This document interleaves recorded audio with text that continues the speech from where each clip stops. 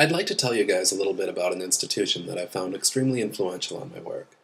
I'm sure you've all heard of Bauhaus at some point or another, and I'll try and give you an overview of how Bauhaus came to be and why its influence has lasted so long. This is Bauhaus. Yes, it was a house, or a building, or a group of buildings over the course of a decade or two. Bauhaus literally translates to building school, and that's the idea it was founded upon. A merger of two schools, a school of arts and crafts, and a school of fine arts. This led to the birth of what we now know as design, things like architecture, industrial design, and even graphic design, where art isn't valued on merely its aesthetics, nor craft on simply its technical qualities. Prior to Bauhaus, you had arts or you had crafts. Bauhaus united the two in harmony. Let's set up a timeline here. Berlin, early 20th century, a booming city at the center of Europe's affairs. This is Germany, or the Weimar Republic as it was. Berlin is right there in the center. Walter Gropius is an architect and professor in Berlin. One of his early, most notable projects was the Fagiswerk factory, a factory with glass walls rather than brick. Not only did this encourage the public to see what goes on inside, but it allowed the supervisors to get a better idea of what was going on the factory floor. Within Europe's community of artists and designers, Gropius was a respected and extremely influential man. Not only did he have a great network of collaborators, but also a strong desire to influence and teach. And then there was this, the Great War. This little event really shook everything up, and it demanded a cultural, economic, and political shift all over Europe. It wasn't until 1919 that the war was finally over, and a movement to rebuild and restore had begun. The scene was probably something like this. So, to recap, we've got a fallout from World War, which left Germany, and, well, all of Europe, in financial and physical ruin. This did, however, allow for a growing art scene. A free republic, no censorship. There's not a lot of money to go around, but it's an inspiring place to be. People are eager to learn, experiment, and pull themselves out of this ruin. Here are some of the major art movements going on at this time. Constructivism, modernism. What do these things have in common? Berlin wasn't just the center of politics. There are many artists living here and around Germany at this time. Perhaps you recognize a few of these names? Well, Gropius got in touch and asked them to be a part of his newly merged school, teaching under one roof with one philosophy. See, Bauhaus was a school, but the reason its legacy has lasted so long is because Bauhaus came to be a philosophy as well. Taking advantage of the cultural climate, Gropius and his team were able to push students to explore art and design in new directions. First philosophy, absence of ornamentation. Get rid of the things that don't matter. Here's some turn-of-the-century architecture. What is this? Right, Art Nouveau. Beautiful in its own right, but look at it. Does any of this elaborate metalwork serve any functional purpose? This is the pinnacle of form over function. And on that note, function before form before function. No more. Bauhaus allowed us to unite these two. Design is form and function.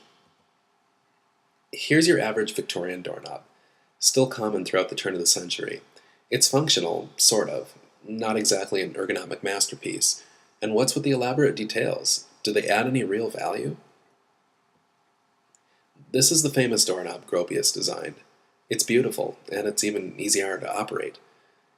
It's a work of art which functions as state-of-the-art. Bauhaus also brought us the unity of quality craftsmanship with the ability to mass produce. That may sound impossible, but the leaders at Bauhaus found a way to make it work by making design part of the entire process. This set of tables utilizing simple, straight cuts of wood, which could be produced and assembled by machine rather than a single craftsman. They nest together not just for convenient storage, but the ability to ship them more efficiently. This keeps costs down, especially important considering the economics of Germany during the period. Bauhaus didn't keep things simple because it was pretty. They kept things simple because it was a holistic view of the entire production process. Design isn't something you can add, it's the whole thing, from start to finish. Take something, strip it down to its bare essentials. What does this need? And these principles weren't strictly limited to architecture or industrial design. Here's some artwork from those involved with Bauhaus.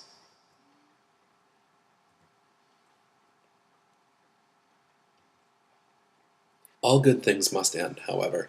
It wasn't that there was a lack of public interest or school funding or anything like that.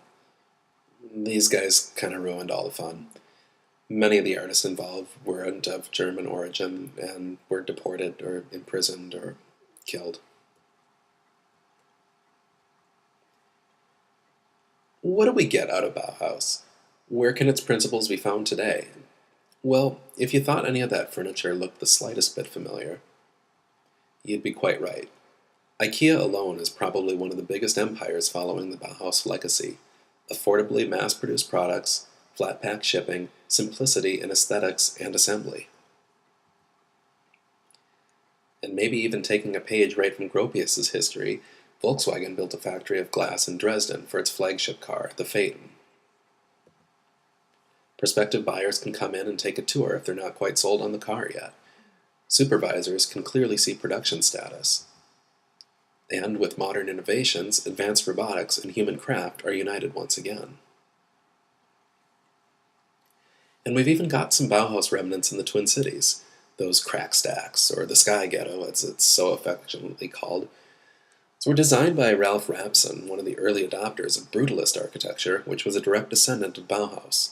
Simple, cheap, to-the-point design. Put into mass production after the economic fallout of World War II, buildings like this exist all over the world. The only grudge we should hold against this place is the fact that it needs a paint job to restore those Mondrian-esque panels to their full glory. So what can we take away from this? User experience, sustainability, innovation. These are today's buzzwords in design, and these are exactly what Bauhaus was teaching 90 years ago. It's still relevant. Everything is designed, some better, some worse, but whether it's a sofa or a spatula, design has to be considered from every angle. It isn't how something looks. Aesthetics are just one part of the equation. You can have something that's pretty to look at, but that's not design. Design is how something works, together, united, in harmony with its appearance. You can't have one without the other. So if you're interested in studying more about Bauhaus or any of the figures associated with the school, it's not too hard to get started. There's the Bauhaus Archive Museum in Berlin, which has many examples of furniture and industrial design objects on display, along with notebooks, sculptures, and even some of the models that professors built to teach with. There's also the Bauhaus building itself in Dessau, which is unfortunately just an empty building these days.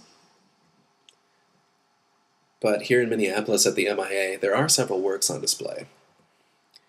Klee and Kandinsky have a few paintings, and I think there's a Mondrian in the permanent collection as well, along with some furniture from Brewer and Dell. Thanks for listening. I hope you learned a little bit about Bauhaus and Gropius. If you have any more questions, I'd be happy to answer them.